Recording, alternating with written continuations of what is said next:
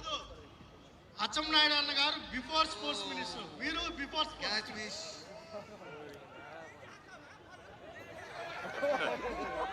Run out అయిపోయారు.